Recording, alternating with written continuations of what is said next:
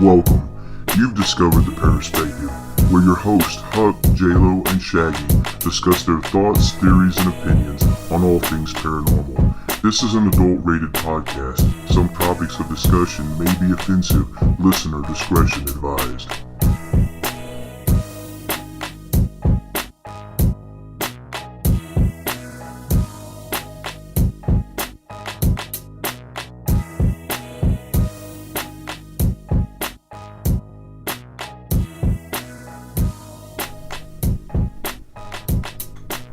Yo, what up, Paraheads? I'm Shaggy, and I'm here with my co-hosts, J-Lo and Huck, and we're part of the paranormal investigation team known as the Para-holiX, and we're here to give you our Paraspective. Now let's get this para party started. And we're back, everybody. Thanks for joining us again for another exciting edition. are here. Just barely. We are here in the fresh. Not so fresh, I don't think. Here it is, 12:40 something. I was trying to say the flesh. Oh, the flesh. Fresh. Sound like Japanese say fresh. I cut my fresh. Yeah.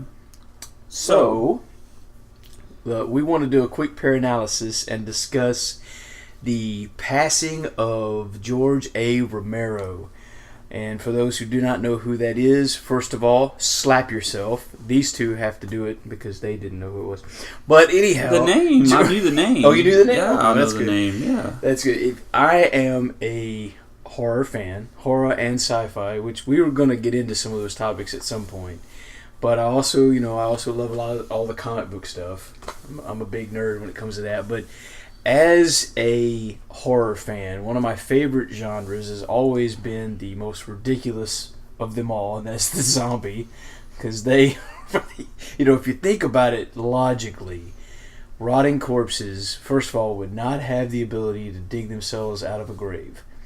And certainly would not have the jaw strength to bite down on you. So they're about the least scary of all, unless you look at it like from more of some of the more modern films or TV show versions where it's a virus and they change almost instantly. Then it's like more of a human form of rabies, which I want to do a zombie apocalypse episode where we discuss that. But the irony in all this is that the zombie is probably the oldest horror based how would I say that? It's the oldest idea, you know what I mean? Like a genre. Yeah, because zombies go all the way back into biblical times, people. But not in the sense of the modern day ones. It's more like up until more modern times with George A. Romero and the Night of the Living Dead, which was a black and white zombie film. That was remade a couple times. Yeah, exactly. In fact, a lot of his movies were Dawn of the Dead. I think they're even doing Day of the Dead. They're supposed to do a remake of that, hopefully. But before that, prior to all that, zombies were like voodoo stuff, and it was basically where someone could, find a way to wipe your brain and then just control you. You were basically a slave and did whatever they told you to do. But it wasn't like the, back from the dead, flesh-eating. How's that any different than us today? We're all zombies. We're zombies. We're all zombies. Slaves, zombies. Modern One zombies, of us. Yep. One of us. I definitely feel like a zombie. Yep. So a big R.I.P. to the man, the myth, the legend, George A. Romero. He will be missed. All right.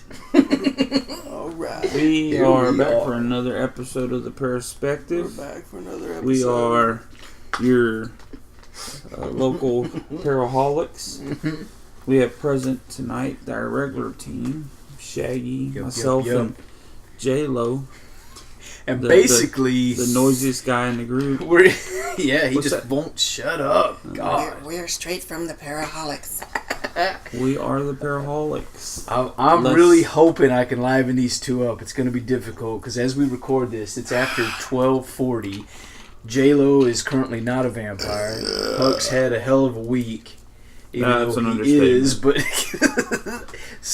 I have fought to get out the Paraspective for this week, and it's because I'm using a laptop.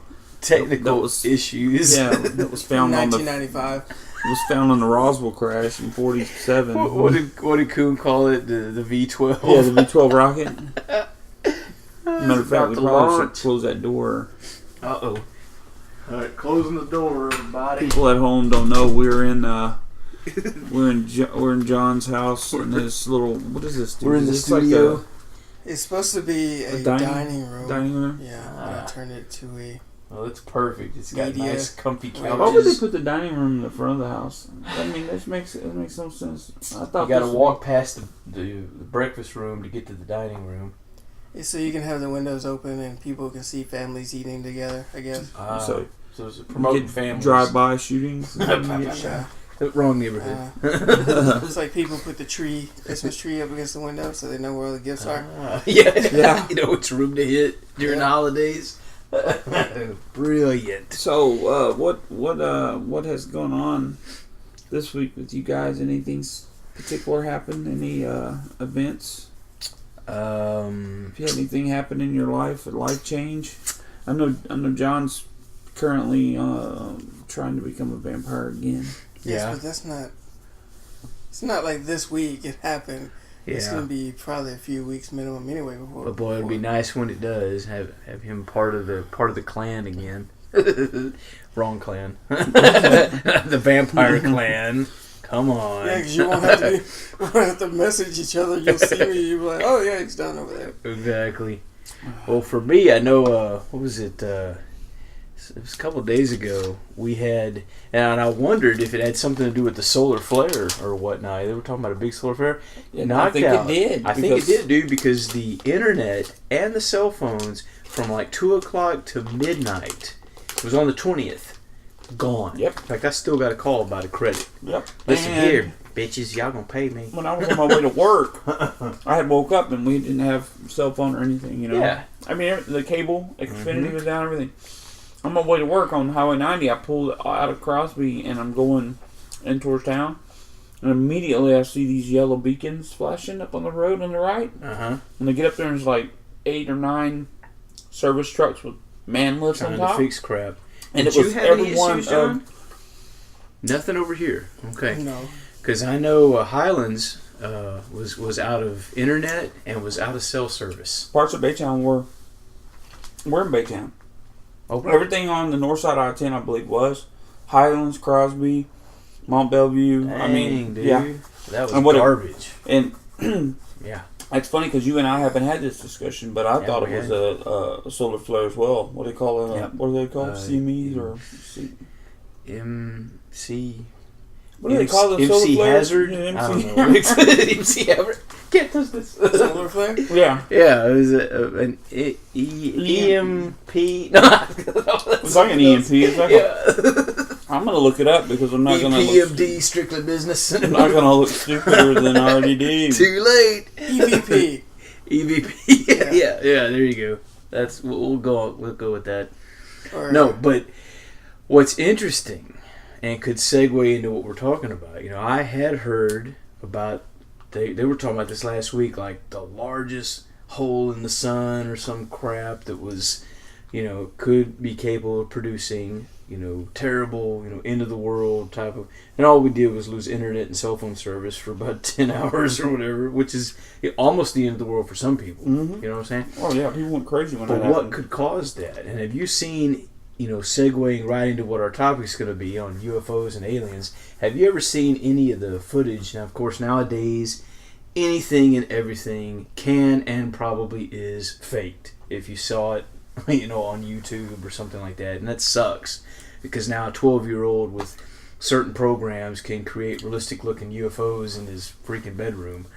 But there was, I remember seeing footage of what, next to the sun, if the sun is as big as they tell us it is, separate podcast, but if it actually is, this UFO that was in the sun appearing to Draw energy from it had to be monstrosity. I mean, it was a what's the word I'm looking for? It was freaking massive. CME, coronal CME. mass ejection. Did we say that? That's We it. I close to said that. Did Yeah, I think that. No, Yeah, you didn't. we all said that. I said it first. But it was so freaking big. That's what she said. Coronial. Set y'all up. Coronial mass ejection. It I let my own CMEs out all the time at home. was a ginormous. Just bust the I thought I used coronial mass ejection out in your kitchen earlier when I was recording on the computer. I heard. You heard that? Yeah, I did. Oh, was that like those barking spiders that Kel was dropping in the woods left and right? Everything south of that way just got devastated. Nice. Well, anyhow, back on target. Anywho. The size of that one in comparison to the sun, god dang, that thing probably was I don't know. The It was UFO? huge. Yeah. It was the size of Earth. It had to be. It was freaking To be ridiculous. seen? Yeah. First off, and what's funny is there's a picture. I was looking this up. People watching this because we're stupid, but I was looking this up, and they show like a huge one. Yeah. So if the sun, let me look this up real quick. How big is the sun compared to Earth? I mean, it's some ridiculous amount. Like that solar flare they're showing right here has to be big enough to wipe us out if we were close. I mean, engulf the whole planet. Right. So Earth. So the UFO was as big as the Earth? If the sun is as big as they tell us it is. No, but, So it was as big as the flat Earth? Oh, that's another podcast. Bite your tongue, heresy. There's not enough alcohol here tonight. Or the spherical Earth. Right. So the Earth is, the sun is 864,004 miles across, which is 109 times the diameter of the Earth. 109. Good Lord. Wow. No, there's a lot of heat. So this alien spacecraft, whatever, I know I saw the footage. It looked like it was, like you said, drawing energy out. Mm-hmm. And it was big, dude. I'd have to estimate it was probably the size of the Earth or half. That's crazy. If that was legitimate footage. I mean, that was either real or real fake, because clearly there was an object, and it seemed like it was, cloaked, like it was, right? I mean, because you couldn't see any details. It just, in fact, what you really saw were the flames going over it, right? Yeah. It was sort of showing them go across it, almost like a wind tunnel would do. It was the damn Romulans. Romulans. Their cloaked technology. You know all about that, don't you, John? Yep. He's gonna do the. Whenever I talk about Star Trek, he'll do the Wookiee noise. Whenever I talk about Star Wars, he does the live long and prosper crap. Getting it all wrong. He's one heartbeat away from being dead over there. So getting right into it. Roy loves it when I do that. Yeah, I know he does. What do y'all think UFOs actually are? Well, I personally, I don't want to delve into the sci-fi side of it as much with the time travelers. I've heard all these different rumors or theories rather, and I just can't believe that they're us from the future. Really? That's too far-fetched? That's too far-fetched. Because they would have already figured out a way to tell us, I think, somehow. They want to, though. That's assuming that they... I mean... Yeah, but you got to assume that they have an agreement with us and that they're not telling us, or telling us what they want us to know based on an agreement with our government. I mean, it's a lot of speculation, but I think they're just another being, dude. And and I think it all goes right back to what... Scientology believes, and different people believe, that we're just creatures. We're just living beings, and these aliens are just that. They're humanoid, or they're the Earth. They're the humans of other planets, basically. They habitate there, and they come here, and they've been harvesting resources from our planet for thousands, millions of years. Who knows? But I mean, it could be all of the above. So you have to keep that that option open. But was it the what was that project called? We had talked about it plenty of times.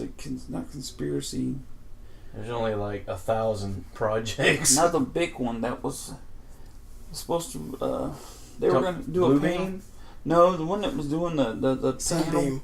doing the panel talk, and they were saying about they were going to go public, and it was around the time the towers fell. Oh, Disclosure you're talking Project. About, yeah, the Disclosure Project. Right. Right. So in there was somewhere in there it was said that somebody asked one of the reporters one of the reporters asked one of the people on stage if there are aliens out there, what do they look like? If they know.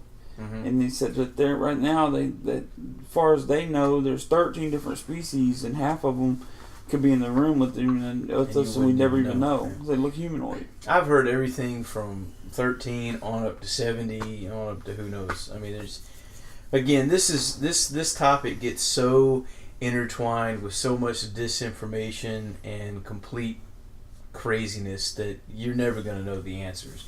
And that goes with most of the topics that we will discuss on this podcast. It's like that. But going back to what you had just said, now, to rule out the time, I can't rule out the time travel possibility as one of, that I would keep in the D, all of the above categories, because I personally do not believe our ancestors were cavemen that were stupid, knuckle draggers, which is what evolutionary. You're not evolutionist. I don't believe that, but let's just say, for the sake of discussion, our ancestors far enough back, I can accept, weren't at a level of technology that we're at now, even though they might have been, and that information was lost. But let's just say, for the sake of this discussion, that they were complete, cavemen, clubs, big foreheads, non-communicative, just morons. Let's just say kind of like an X-Files movie.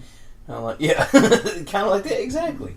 Now, if we had the ability to go back in time now, would we try to actually communicate with them, or give a crap of their governmental structure or any of that garbage? Would we try to make, or would we just go back to just observe? You see what I'm saying? It'd be more chaotic. Did you hear something? Huh? Did you hear something? I did she hear could be over there. I did hear a tap. But it would be way more chaotic than that, though. I mean, we do have some type of civility amongst ourselves. We're civilized, If you were to go back now as a human being into the past to look at what we came from, the cellular sludge or whatever, because I don't believe in evolution. Yeah. Then you're gonna not like we're taught. No, you're gonna see cavemen running around, beating on animals and stones and themselves. You can't. Yeah, but you just can't look at that and think, let's communicate with it and reason. Right. With us, you can. Yeah, but we're also, how far in the future are we talking? Are you talking a few hundred, few thousand, million, billion? For us to change that dramatically, it's a couple 100,000 million. Let's say that. Say some of the craft and the beings that are talked about by different experiences are coming from a trillion years from now. Let's just throw a big one out there. We have no idea. When you look at how far we've come in just 100 years, and you take that and fast forward from now to a trillion years from now, saying, taking into consideration that the sun doesn't explode, crap doesn't happen like that, and we keep progressing from the point we are now, and you factor in stuff like transhumanism and nanobots and all that kind of crap. Caitlyn Jenner. Caitlyn Jenner. But if you fast forward all the way that far, we might not even recognize us as being human. You know what I'm saying? Because one of the ideas is like the Greys, for example. And I saw this depicted in a cheesy ass sci-fi movie. The storyline was amazing, and I can't even remember what it was called. But the idea is that the little Greys that people talk about were actually us from the future, and they were coming back because they had lost so much of their humanity. They needed to get DNA samples to take it. And that's not that's an old one. We've heard about that before. But what's weird about it is when you look and you factor in autism and the rates that it has climbed, it's just shockingly high how much it's jumped, right? So, well, what's one of the character traits of autism? Well, they don't have they're not very good with personality as far as, you know, interacting with people. They seem more, I'm trying to find a way to say this where it doesn't sound bad. They're just kind of cold. They're not very friendly. They're focused on what they're doing, and they are not very good at communication. They're almost inanimate. It's almost robotic, some might say. Okay, well, you look at the description. You take that, the way it's described in humans that have autism, and then you look at how people describe the little grays. So the idea is that autism and technology and all these things we've done to the food, to the water, to the air, and you fast forward that out, the possibility that we have, not naturally, but we have mutated ourselves and have changed to the point to where we're those short little bulbous big-eyed creatures, and we've basically mutated out the ability to procreate or whatever it is, and they're having to come back to do that. Now, I don't buy that. I don't particularly believe that myself, but I can't say it's impossible. Does that make sense? Yeah. I can't rule it out, you know. We have a lot of info on it, so I mean, have you read it somewhere? Oh, I've studied it. I've looked into that quite often because I find it interesting. But my personal take on all this, I don't even really believe in extraterrestrials anymore as ufology looks at it. And I'm not alone in that. There's a lot of the classic guys like Jacques Vallée. I know you'll recognize that name. And there's a few others that have actually got on board with this idea that they don't believe that extraterrestrials are the way it's taught to us now, that they're, you know, humanoid beings from another planet like Earth, and they've got, you know, families and culture and jobs like we do, and they're just more advanced than we are, and they're coming here to check us out for whatever reason, like you said, take resources and whatnot. People like Jacques Vallée and others are starting to align themselves more with what I would call a biblical worldview, in that these beings they're not, if you look at us, we're Terrans, we're terrestrial, we're earthlings, right? Then you've got extraterrestrial, which is humanoid beings that just come from another planet. Well, then you've got ultra-terrestrial, which would be interdimensional beings. You know, they're not from around here. You know what I mean? They're not regulars. Yeah, you're not going to get into your spacecraft, you know, your Millennium Falcon, and you're going to fly to their planet and get out and, you know, have tea with them or something. That ain't happening. You have to be able to open up a dimensional portal and go to a higher dimensional plane of some kind. And it's quite possible that your body you can't even physically go there. It's possible, because I mean, when you look at the biblical story of Enoch, the way it's described in there, and I don't understand it, but it says he was translated. I usually think of that, you know, as far as language goes. Right. The biblical text says he was translated, and then he was taken into these higher heavenly dimensions that they talk about. Translated as if he was like converted. Yeah, like almost like he was. That's what it sounds like. Like he was recorded and then sent. Yeah, basically. That's kind of, and that's also weird if you consider the idea that this is a holographic or false reality that we live in. Say flat Earth and I'll pimp. He was taken out like Tron. Back to the He ran off the corner of the Earth. Well, to do that, he'd first have to have climbed the ice wall and then made it across the barren wasteland, which is designed to keep us locked in here. I'm just saying. And if there's a dome, he'd have to find a way to break through that. And, well, that gets into a whole nother issue. But anyhow. So aliens to you, and your best idea would be they're from the future, or is no? My personal take is the ultra-terrestrial interdimensional idea. That's what I think they are. Okay, so they're here with us all the time, and we just kind of bump into them occasionally. Could be. We share space with them, and because, you know, looking at, like we've talked about before, what is a UFO? Yeah, just that, right? Unidentified flying. Don't know what it is. Most people don't even. It could be anything. Yeah, when you talk to people about this, I don't believe in UFOs.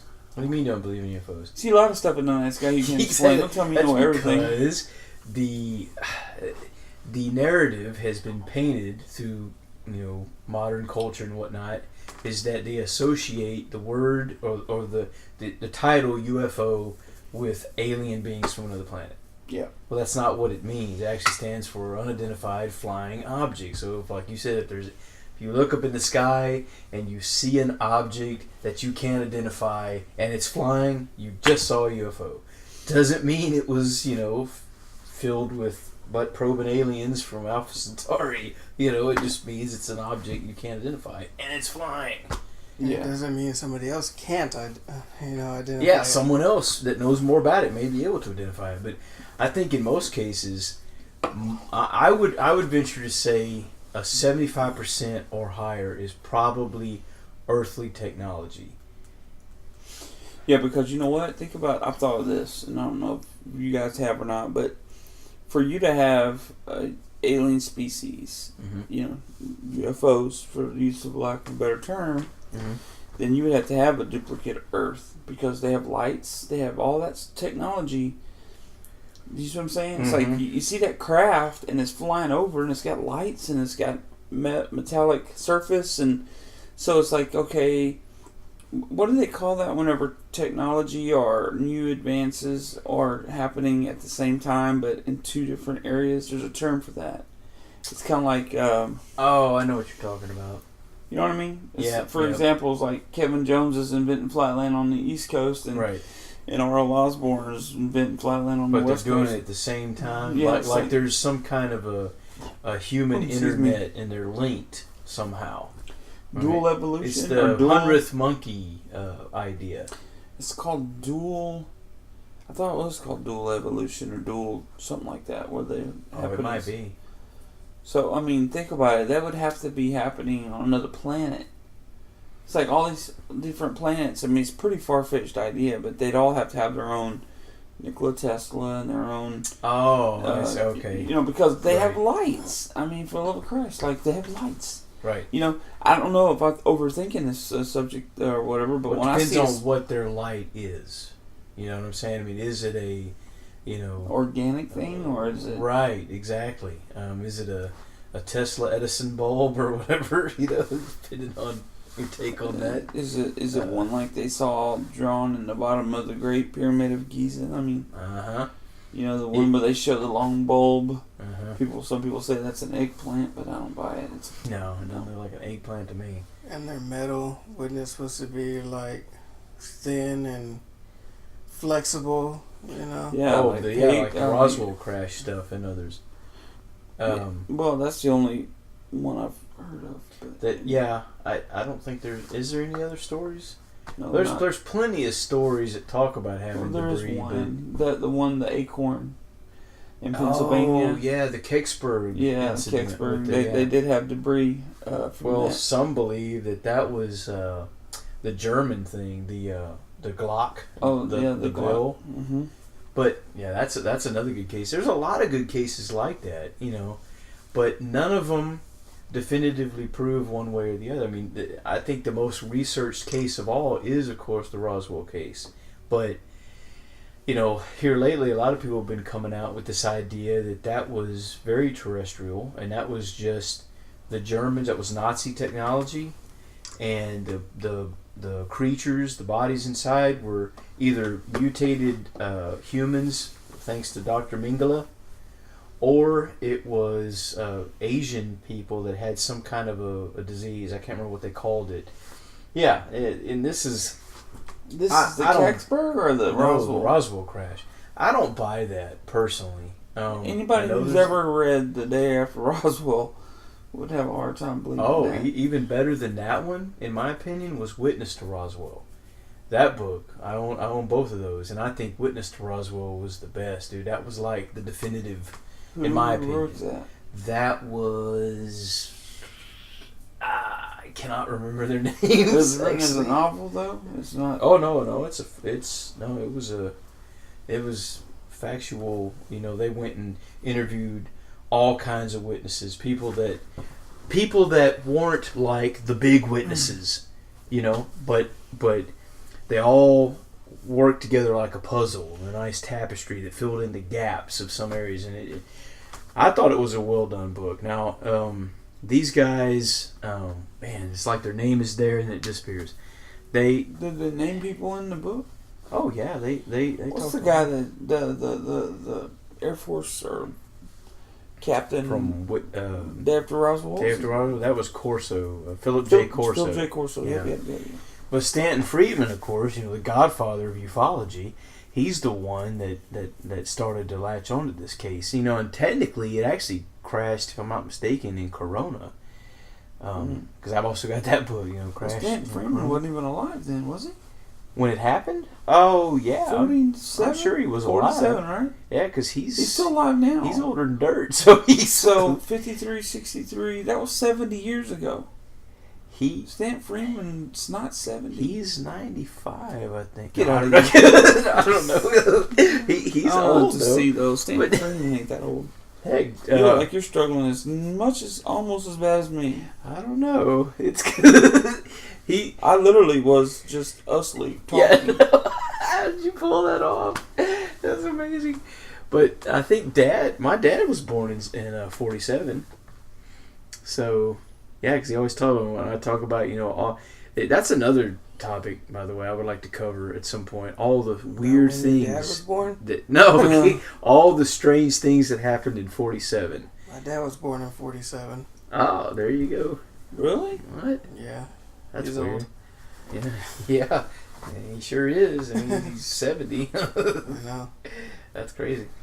Stanton Friedman. But no, I don't buy that Roswell was German technology with mutated humans in it. I don't think so, because and I certainly don't buy. We already know the government was lying about that, because they first came out and said well, first they said it was UFO, and then they retracted that and said no, our bad, it was a weather balloon.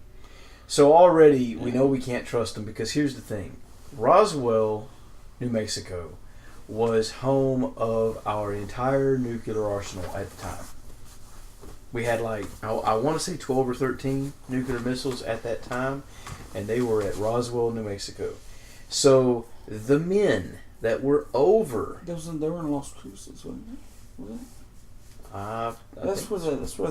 That's where the silos at. But go ahead, it's still right there. Yeah, it might have not been in the town of Roswell, but it was. Yeah, because Roswell was numbered like a truck stop. Right. But I mean, that was where in that area was where the base was, and the military men that came out to look at the wreckage, that couldn't identify it, had no idea what it was. So you mean to tell me our military men, who are over the only nuclear facility, weapons in the country, couldn't tell the difference between an unknown craft and a weather balloon, which that area launches weather balloons all the time. Yeah. Everybody and their mama knew what a weather balloon was in that area. So then what did they do? They came out later and said, okay, well, technically we were lying, but that's because we had Project Mogul that we had to keep secret, which was a high altitude spying balloon. Still a balloon, guys. Still a balloon, You're not going to confuse, I would imagine my kids could look at a Mogul balloon and know the difference between that and a UFO. I'm just saying. Yeah. I mean, that idea just seems ridiculous again. And if I'm not mistaken, that was the last official release from the military. It was Project Mogul, secret project. Yeah, we were lying, but now we're telling the truth. Still, doesn't make any sense. Garbage. Nonsense. When you talk about what the witnesses claim they saw, like John was saying, the metal that you could crumple up and it would go back to a normal shape. Now, I've heard they did have a memory type metal. There was a company around that time frame that was working on something like that. But still, there's other things. There was the little I don't know what you'd call it. It was a little beam of some kind that had what they said looked like hieroglyphics on it. Oh, like a little I-beam part of the ship. I-beam. There was the bodies and the what was it? The coroner, who was called in the middle of the night and said they needed to know how many child-sized caskets he had that could also be hermetically sealed. What? And on a total separate note, do you know how to preserve tissue? What? Really? Okay. So that's interesting. Who asked that? The military. And so he's like, dude, I'm the coroner. And I'm like, what's going on? So he shows up at the military base, and the secretary that he knew, when she saw him, she got nervous and said, look, you need to leave right now before you get into trouble. And the MP saw him before he could get off the base, and they picked him up like you see in old movies where they grabbed him by the elbows, picked him up, and took him right out of the base. Wow. And they were like, don't you ever come back here. And that's another thing. All the supposed, people that were threatened. I mean, they from witness testimony, they took the parents to one room, and they took the children to another one, and said, if you talk about this, we're going to kill your kids. Wow. If you talk to the kids, if you talk about any of this, you'll never see your parents again. So they pulled that routine. And then Mac Brazel, Brazel Mac, they got his name wrong. He was actually the first pimp in Roswell. Pimping aliens ain't easy. Yeah. Good Lord. Is it break time? Yeah, 30 minutes has flown by. Time, And, bitches. Stanton Friedman, by the way, is 82. He was 13 when the crash happened. Dang. So, yeah, So, he is. I knew he was old. Up there in age. So We'll be back we're going to in a take little bit. break, people, and we will be back with Paraspective.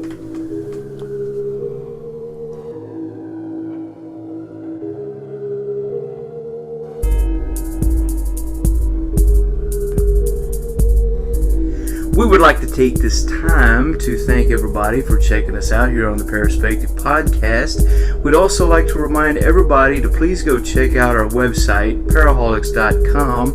That's Para-holiX.com, where you can find links to our Instagram, Facebook, YouTube, as well as information about us and what we've been up to. And now, back to the show. Back to the show. Back to the show. Para-holiX. Para-holiX.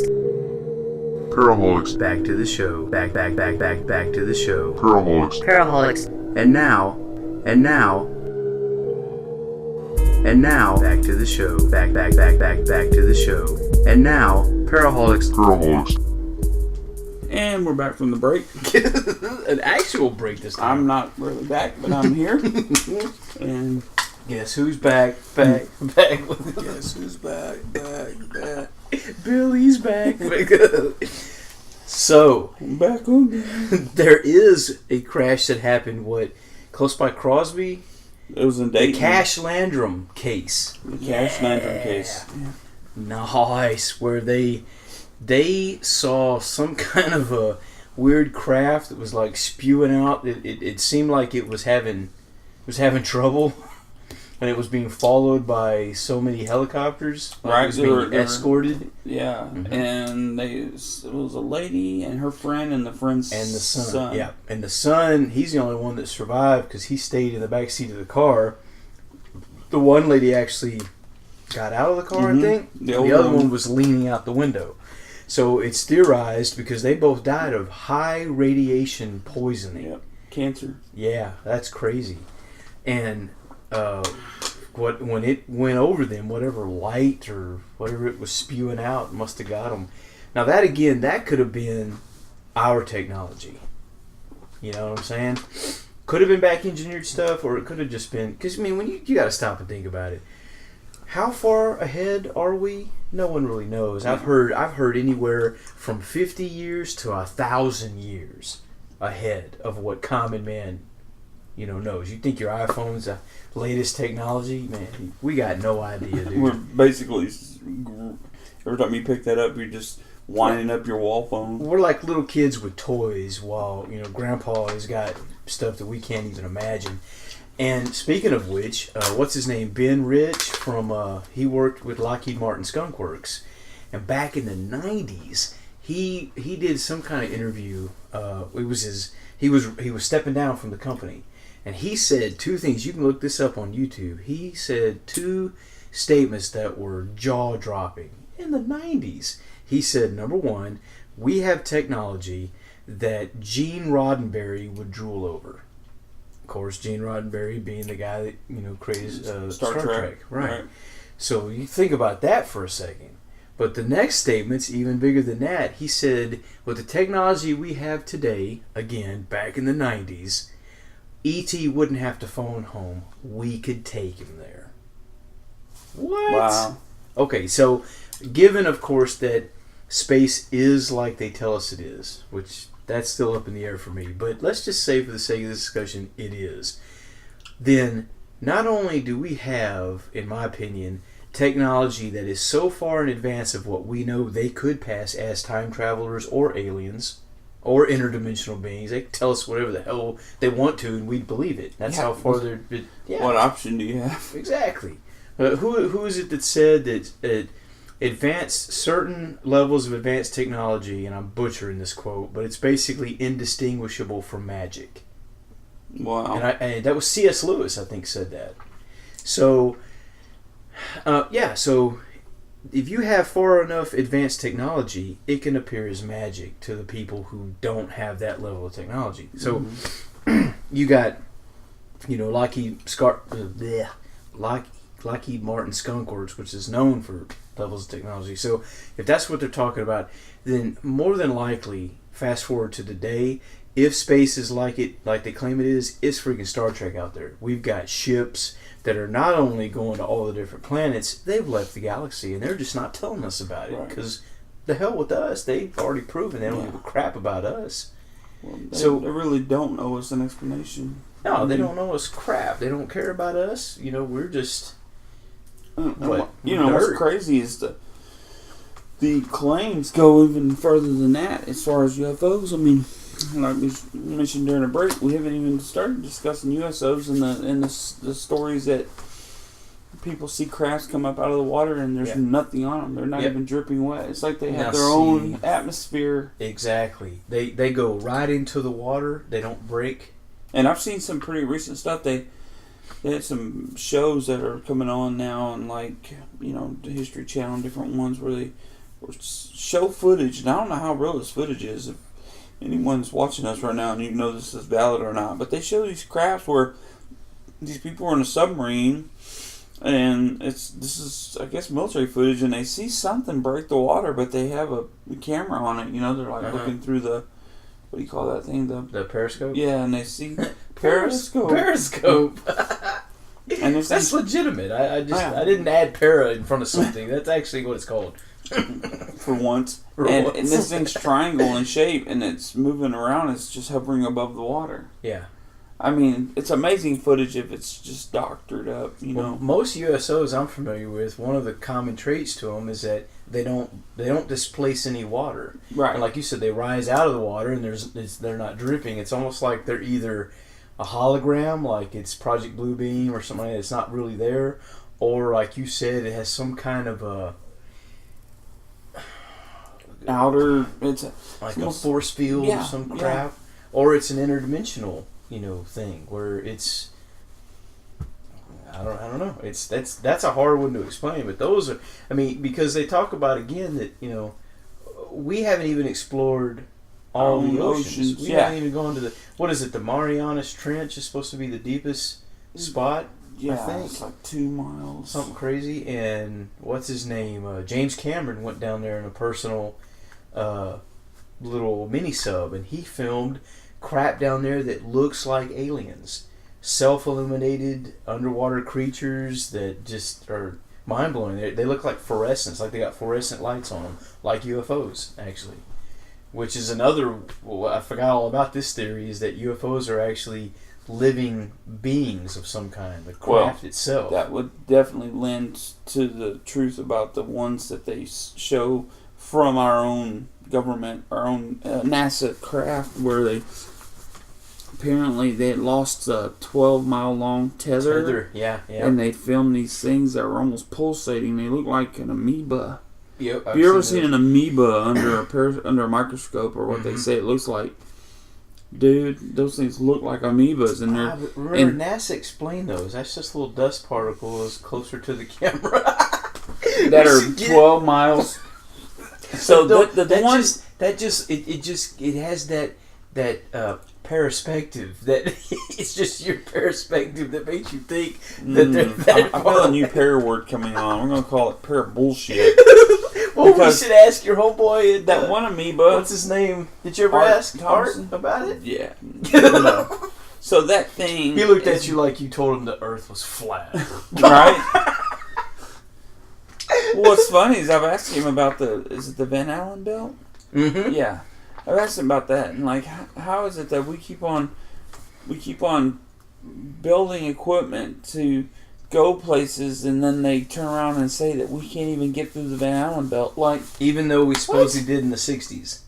So that tells you right there one of two things. Either we have advanced technology and a secret space program that's already so far gone, we couldn't even handle it. It's that far advanced.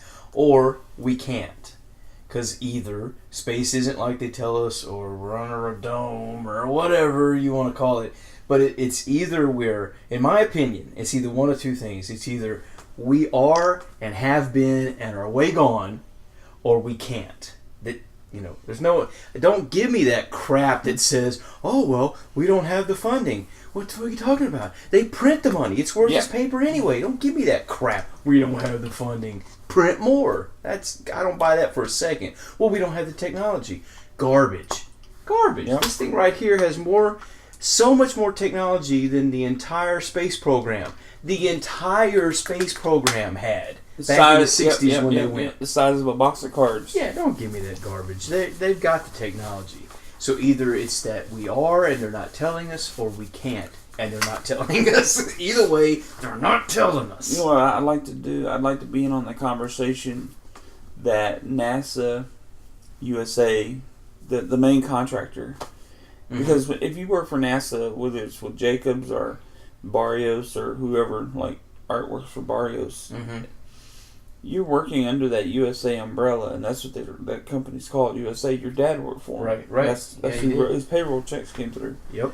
What's that conversation like whenever you hire on and you sit down your first day for they go through the interview and the what's the word I'm looking for? The new hire orientation? Yes, orientation. And like, okay, you're gonna see some things, and you can't tell people that there really are creatures that live. You can't tell people. Nah, dude. That gets to the idea that this can't be a conspiracy because there's so many people that would have to, abide by it and keep it secret. I don't think they're telling any of those people. I think it's so compartmentalized that you have this job that you do over here, and you don't interact with so and so that has this job over here, and only the people at a certain level know anything about it. And then from their level, the lie is different at every level.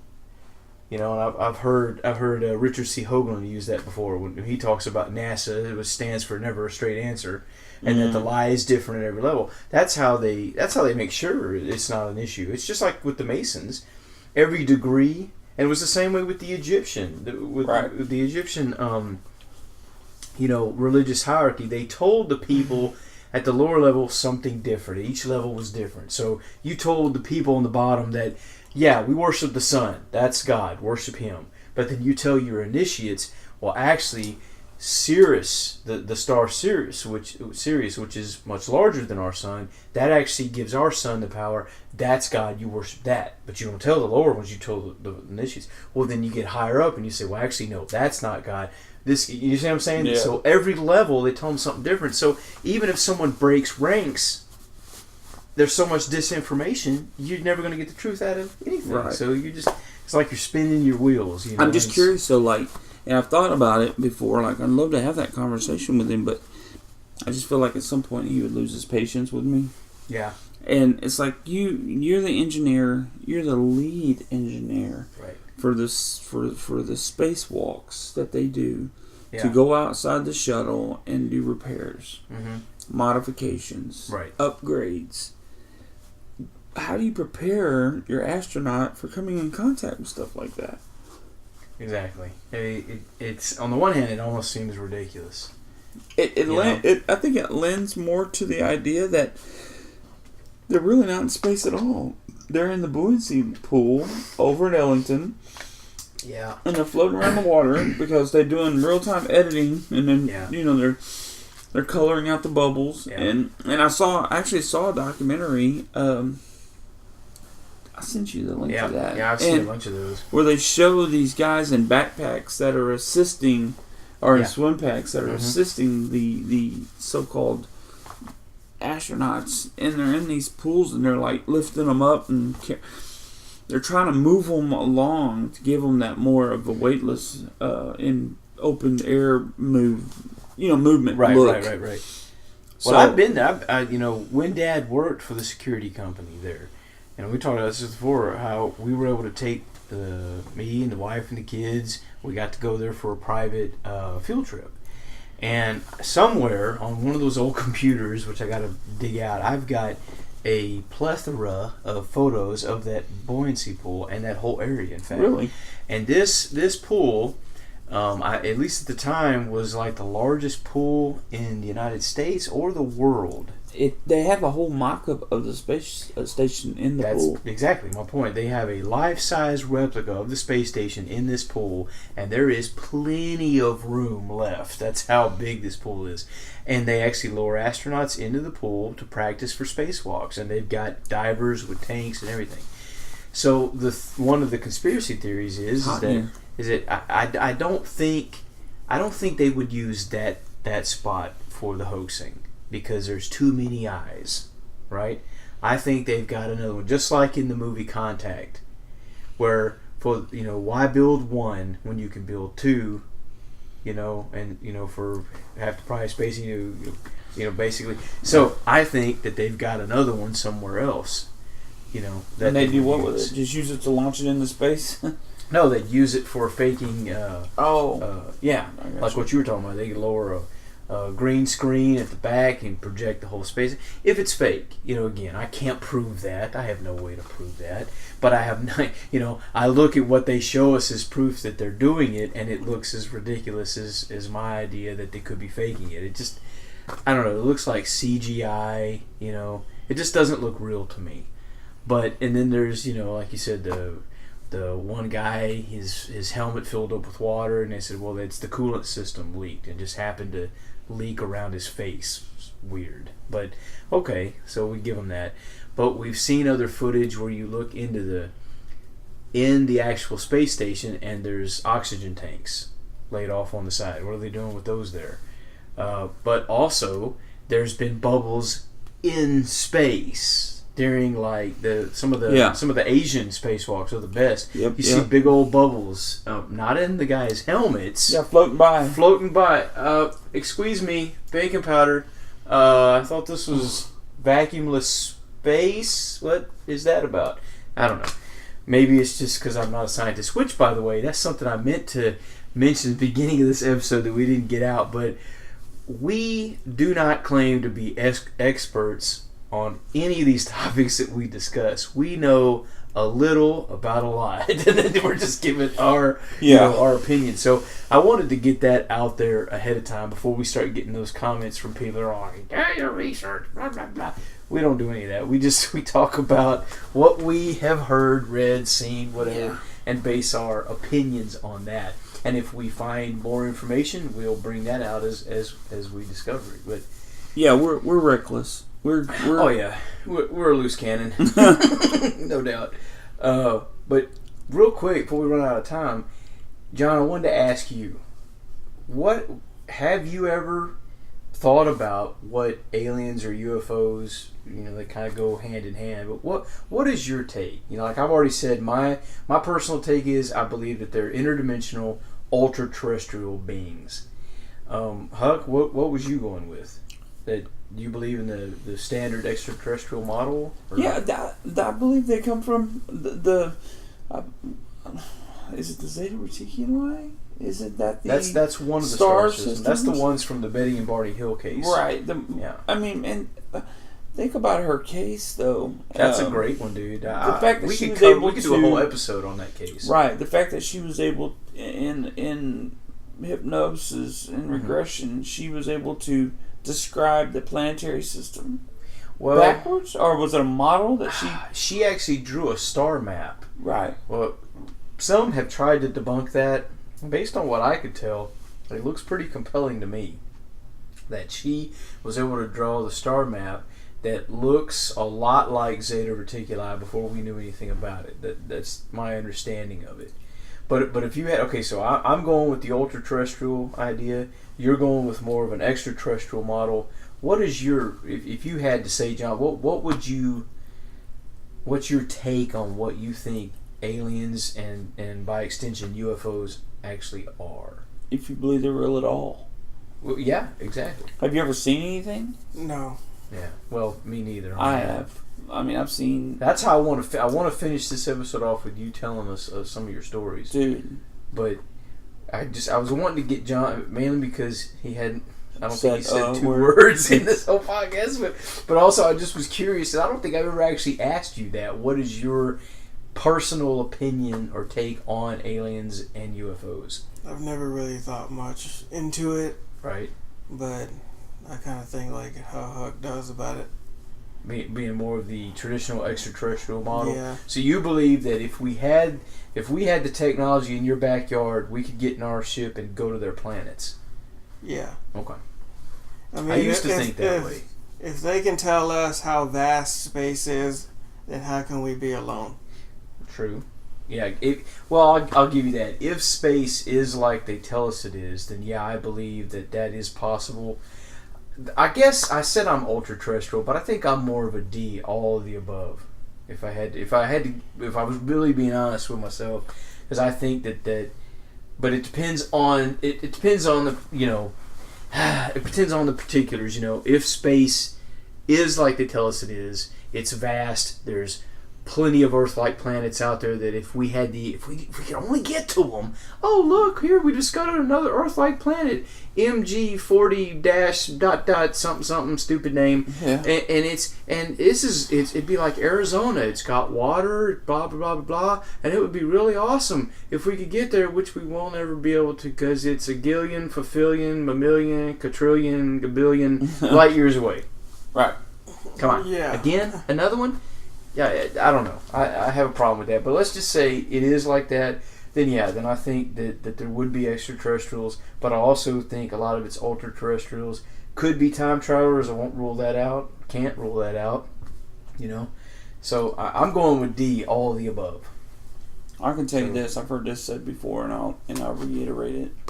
It's an insult to anybody who has half a brain to think that we are all there is. Unbelievable. It's an unbelievable thought. I can't even wrap my brain around it. But again, though, that's coming from the mindset that space is vast. If it is, I agree with you. But if space isn't like what they've... In other words, if they're lying to us, yeah, then that thought... That wouldn't bother me as much because that means For example, if you designed it, and you didn't design space vast with a lot of other creatures, you designed just this right here, then it's not hard to believe that. But again, that goes back to what's the truth? What is the nature of our holographic reality? We don't really know that. Right. Until we get to go to space for ourselves and see, first of all, what's the shape of the place we live on? What's space really like? Can we go to space? All these are questions that we've all just accepted because we were told what to believe since birth. But if you stop and think about it, how much of that do we actually know for a fact? Can we prove ourselves? Very little. That's why I say question everything and believe very little, because at the end of the day, most of what we believe, we were told to believe that. We were taught that since diapers. Can't prove hardly any of it, if any of it. But finishing it off, because you guys are, y'all are done. This is almost over. We'll wrap this up with, if you can do it, tell us some of the stories of the UFO sightings you've had, because me and Bill over there, we haven't had any. I haven't seen anything other than some tiny dots in the sky that look just like stars, except they're moving, but not in some kind of a rapid classic UFO fashion. they were just moving. Other than that, and I don't count that. Oh, I was gonna say I don't count that. Well, you know, Monica's got the cigar-shaped UFO a couple times. Oh god! She went to. Did you take that to the JJ Star System? Woo! So, anyhow, your UFO encounters, Mr. Huckleberry. Wow. And that wraps it up. That about does it. What's funny is I've told these stories so many times, and I heard somebody one time tell me that, you know, every time you recollect a memory, it's the recollection of the time you told it before. So in You other heard that words, saying? I have heard it. Yeah, like So I'm recollecting what I said the last time I told somebody about the story, which was off, and each time you it's were changed. off, it's changed. So It's changed. from But the actual occurrence to your version you're about to tell us now. I spoke with the guy that was with me the night that I saw the first one, just recently. And he remembered it totally differently. No, he remembered exactly the same. Nothing's changed. Now that's interesting. And he's a friend of mine on Facebook, and his name's Bronson Tellis, and he's, you know, he one of these straight shooter kind of guys. Grew up in the country, everything. You know, he lives kind of off the land. You know, he's one of these kind of guys that just no BS, but at the same time he doesn't even care to talk about it. I don't think he's ever told anybody else. Really? About what y'all saw? Yeah. And the first one I'm going to tell you about was, this one was in 88, I believe. Yeah, it was 88, and it was during the fall, because we had this fall festival, and during the fall festival, which Small town having a fall festival? Never heard of that. Okay. anyway, Yeah. Captain Obvious. Actually, we'll change your name. You're Captain Asshole. So during these fall festivals, they were kind of like they're around Halloween time, you know, and a lot of the churches and stuff in these Bible Belt towns, they don't like Halloween. So they do these fall festivals. Anyway, they would let us bring our bikes and skateboards up there, and we would pill around the street and do like a little show. Well, this year they decided, no, that's not going to happen. And so me and like 5 or 6 of my buddies had nothing to do, you know. So me and Bronson, we were in town, and we decided, man, we'll just go by my, you know, we're going to head out to his house, and get ahead of myself. We were going out to his place, and we pulled over on the side of the road, and this is like 10:30, 11 o'clock at night, and this road we're traveling on is facing east-west. And we pulled over, and we're sitting on my bike, and little motorcycle, and he's on the back, and I'm driving, and the bike's off, and it's just crazy how it's happened. The biggest part of this story, which I never get to tell or elaborate on, is the idea that they had to have seen us. Whatever was in this craft knew we were looking at it. I firmly believe that. Really? Because it came out of this kind of from the southeast, and it was traveling northwest. And so we just pulled over, and I just said, man, let's go by the Easy Mart where my Aunt Gail works. Maybe she'll hook us up with some snacks. We were broke, you know? Yeah. And he goes, dude, check it out. So he's like, look. And I'm like, what? And he goes, look. And he points back off to our left, kind of back a little bit. And this ball of light is coming, and it's coming fast. You hear me? And it's just bright. It's what like, color? It was like the sun. It was the same color as the sun. Really? It looked like a miniature sun. Kind And of a yellowish orange? Yellowish orange. Okay. A little bit. And that's the thing. It was kind of changing color. It was a dark orange, almost red. And it was spherical. Okay. That's the best I could tell. But this object just came up, dude. And you at home can't see what I'm doing here, but I'm basically going to point straight up at 11 o'clock above my head and go to 1 o'clock. This thing just went. And it came at a fast rate and stopped. And as we're looking at it, it just went over us like this. And it was probably a 8 or 9 Mississippi count. And then it just took off. Now, I never asked you, I don't believe I have, though, did y'all have any missing time? When you finally got to the store that you were going to, did you discover that based on how far it takes to get from there to where you were, did you miss any time or did you even notice? Didn't notice. And here's the thing is that I'd say it was 10:30. I don't think it was that late even, because I think the fall festival is generally wrapping up around that time, 10 or 10:30. Right. And when we came through town, we had to go around it to get out of town. Okay. So from that time, so we see the object going off in the distance, and it's looks like it's going down because it's traveling with the shape of the Earth, and it's not flat. And it's kind of going around like this, and I'm like, I told him, I'm like, hey Bronson, I said, dude, the thing looks like it crashed. It looked like it went down. And he's like, because it was accounting for curve, and since it's flat, it crashed right in. Oh no!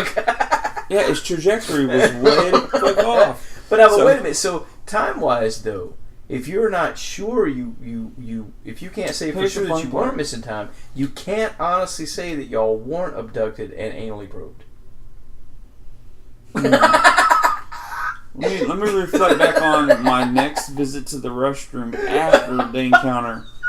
Yep, there was blood in my underwear. Oh, damn it. Well, that wraps it up. we go to my aunt's store, and here's the funny part. Now that you said this, I'm not gonna sit here and speculate, but now that you said this, it's funny that it'd be on a Friday night. And we'd be at the Easy Mart, and there would be nobody out, and it was like it's almost like it was 1:00 in the morning.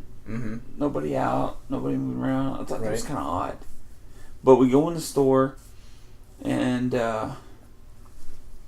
sometime either that night, and here's the thing my memory fails me on, is remembering about being sunburned. And I can't remember, because we had been out that day. We'd been out that day on our bikes. But I know the funny part about both of our sunburns, and this part I'm sure of, is when I saw him the next morning, and we got up and he came in. We stayed at his house, and they lived in a trailer. And when he came out of his room and stepped down the stairs, I was in the living room playing a video game, and I was playing California Games. It's the first bicycle game. Yeah, I remember that. Remember that one? Yeah. I looked back at him, and he was standing on the steps, and I was like, "Dang, dude, you are burned." And he had on a helmet that had no visor. It was just a skull cap per se. Okay. And he was burned all like this. And when I was burned, just on my nose and over my eyes, because you had a full face. So that there's a good. Was y'all wearing those helmets? Yep. And I'm saying, was y'all wearing those helmets all day? No. Okay. Only from the time we got on my bike and to go to his house. That's crucial, because that means that whatever that object was, it's putting off either immense heat, or radiation. And that's the thing, because I remember my aunt even mentioning something to me, and I can't remember if it was that night or the next day. Because she said, "Man, you guys must have been out in the sun all day." And I was, "Why?" She goes, "'Cause you burned." But it was just the area that would have been open to whatever the craft was. Dude, that's crazy. I had the visor pulled up, and it slid up on, and it left me exposed like right here only. Yeah. And this is the only place I had any burn marks. He was burned all around his face, his neck, around your eyes, nose, and just from me looking up like this. Damn, dude. So fast forward to 2006, and I'm working at a company here in Houston. I'll leave nameless, and I'm working nights. And I'm listening to a little show that some of our listeners might know of, Coast to Coast. Back then it was with Art Bell. And they had the open call-in lines, from 11 to 12 before the next episode. Yep. And this guy calls in, he goes, "I've got a UFO story." And he goes, "What's your story?" In classic Art Bell tone, Yeah. "What's your story?" And so he's like, "I'm in Arkansas. This is the late 80s, 88. '89, and I'm fishing on the White River, and I'm out on a dock, and This is crazy. It's 10:30, 11 o'clock at night, and just the darkness of the sky, no city lights or nothing. I'm out there and I'm fishing, he said, and I saw this UFO come out of the south and go right across in front of me. Now, geographically speaking, if he's fishing on the White River in Dardanelle, Arkansas, he's northwest of us, which would put him. So this is the state of Arkansas. We're here. Right. He's over here. Okay. This thing came across us, went right in front of him. He saw what we saw. Yeah. No doubt in my mind. Right. No doubt at all. That's just and when crazy, I heard dude. that, it was like an epiphany, like confirmation. Wow. And, It was confirmation. Wow. And then, so that's that story. And then the one I'm gonna leave you guys with is really a good story because there was 2 other witnesses, and one was my wife who was pregnant with our daughter at the time. So I know this one too. the time frame is pretty easy to nail down because she was at the end of her pregnancy with Brittany, Right. my oldest daughter, and Brittany was born September 26th of '93. Yeah. This was towards the end of the summer. I'm thinking around my birthday, so it's sometime in August. Okay. So if any of you are at home listening to this and you live in the Houston area, Houston, Texas that is, or Baytown or any of that area, sometime around August of 1993, me and my wife and son, and I have 3 stepchildren, they're older, which I adopted them, they have my name, but they were from my wife's previous marriage. Right.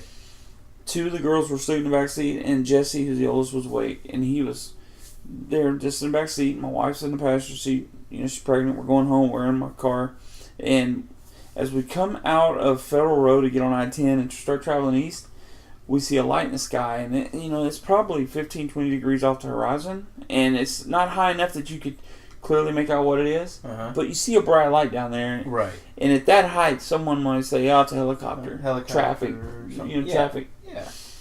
So, as we're driving, she and I start to go back and forth about it, and it's like, she's saying, no, it's a plane, I'm saying, no, it's a star, or vice versa. I'm thinking she's right. So she's saying it was a plane, and I'm saying, no, it's a star. And as we get closer, that light, that bright light, is starting to dim down. Okay. And so as we approach the San Jacinto River, and we go up over the bridge, I realize at this point that we're seeing something that we shouldn't be seeing. This is not a normal craft. And here's the funny part is I can remember from seeing when the light on top, this thing had a globe on the top of it, dude, like a cabin. Okay? That was brightly lit. It disappeared, and now we're underneath this craft. And it's traveling west. So I go up to the apex of the bridge and pull over. I'm right at the high point of the bridge. And I get out of the car. This is like 11:30 at night. This was right there close to the Highlands 4 corner area? Yes. This is at I-10 East, traveling east, and the Farm Road 2100 exit, which either goes right towards the ferry, Lynchburg, or left towards Highlands. Right. So, I mean, we're literally in stone's throw of the overpass. And I get out, and I'm standing on the side of the road, and cars are just whizzing by, like, right next to me. So at this point, I kind of, like, man, I'm kind of in harm's way, so I, like, go around to the back of the car. And I'm like, are you seeing this? I'm telling my wife, and she's pregnant, and she's trying to get out the window and look up at it. And I remember looking, and my son is just gazing through the bubble window of my car at a Firebird. Guys, listen to me. Either this was a U.S. military or some type of military governing body craft, or this was your classic triangle black UFO. It was going west, and it was barely moving. There was no noise. It was completely quiet. And it's funny when I think about it now because I remember things going through my head. It's like, okay, when I tell people this, how high am I going to tell them it was? Right. And I'm thinking like, about all the technical stuff. Yeah. It looked like it was a couple of water towers high up off the ground. I'd estimate that to be between 500 and 600 feet. Almost an eighth of a mile. And it's traveling to us and it's barely moving. No, and now from the bottom, it had lights in the bottom. It had a swirling section of lights in the middle that were kind of changing color, and it had lights in each corner, but they were real dim. Right. And when I say this thing was dark, it was darker than the night sky with no moon. You could clearly see the outline of it, and it went over us. How big would you guesstimate it to be? If I had to put a number to it, dude, I'd say that thing was probably as long as the highway was wide, and that's approximately 6 lanes. So I would estimate this thing to be 60 feet long. Okay. And probably, well, it's a triangle, so right. 60 feet long, probably 45, 50 feet wide, and it's going right over us, dude. And it's one of those things where cars are going by, and I'm sitting there going, why isn't anyone stopping? Right. I'm literally trying to flag people down. I just want somebody to pull over so they can get out and see what I'm seeing. Right. And it has turned at this point and is traveling parallel with the river. The San Jacinto River runs under that bridge right there. Right. And it's just, and in my mind, I'm thinking this thing is following the river. It's using that as a landmark to get back out to the Gulf. So I have a video camera at home. I'm like, tell the wife, I'm like, it's going away. I'm like, we gotta get this on film. I gotta film this. So, I get in the car and Jesse's like, Dad, what did we see? Did we see is that like a UFO from the X-Files? And I'm like, I was like, son, just hang on, man. We're gonna go. We're gonna see. He says, you're gonna go. We're gonna chase it. I'm like, I'm going home and get the camera. So I go home, unload everybody. I get the camera, take off to the tunnel, the Baytown Tunnel, which used to be there. It's not any longer now. It's the Fred Hartman Bridge. Right. And I go out as far as I can on the land next to there, and I film just a light traveling out to the intercoastal waterway. But it wasn't flashing. It had no beacons on it. Yeah. And I didn't even remember that part, that you actually got something on film. Now, you know that there is, in conspiratorial circles that look into this craft, that they claim that there is a secret craft that we have called the Aurora. Right. I believe that's what they call it. And it is a triangle, craft. I think that the triangle crafts are ours. Either it's, like some of the advanced technology that we have, or it could have been back engineered from something else. But regardless, I think most of those sightings are ours.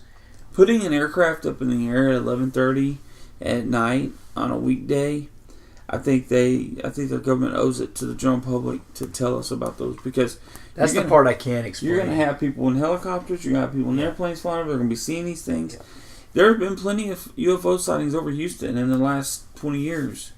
And either that craft was having some kind of technical difficulties, or I don't know what else. I mean, why would they, unless it is the plan to slowly desensitize us to different types of craft and get us prepared for something, why else would they go over a major freeway like that and do it super slow? But like you pointed out, how many other people pulled over to go, what the fuck is that? Unbelievable that I would think in the time that we pulled over to the time we left, we were on the side of the road for at least 2 minutes. 120 count. Then this thing turned and went over us. And there had to have been 10, 15 cars go by, and none of them stopped. I don't understand it. I don't understand that at all. For me to be standing on the side of the road, looking up, and every time my car comes, I go like this, I go like this, and I go like this, and I'm literally like hopping around like. So many people are just so, they get their blinders on, Yeah, they're in their rat race. They're in their rat race, and they're. Most people don't even look up anymore. That's crazy. So we really didn't.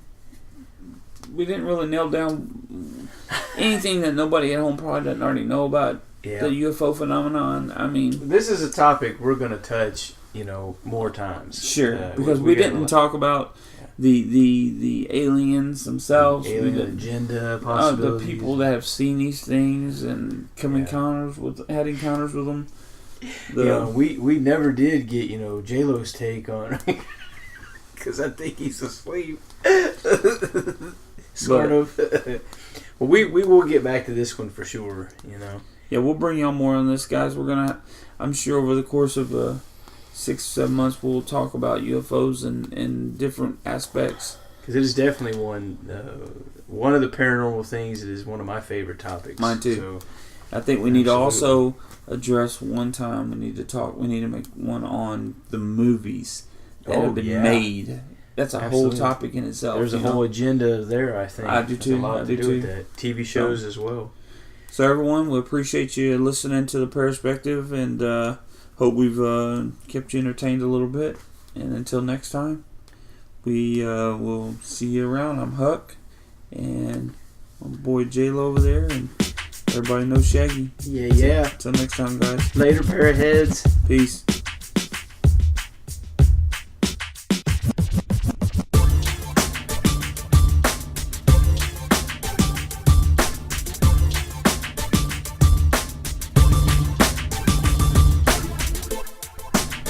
Once again, thanks for listening to us ramble on. I'm Shaggy, and I'm addicted to the paranormal, also reminding you to question everything and believe very little. And I'm Huck, and I'm addicted to the paranormal as well, also reminding you that conspiracy happens, and that's not a theory. Keep it paranormal, people. This is J-Lo speaking, and I'm addicted to the paranormal. And we would like to take the time to thank our sponsor, Para-holiX Anonymous, where it's okay to be addicted to all of us.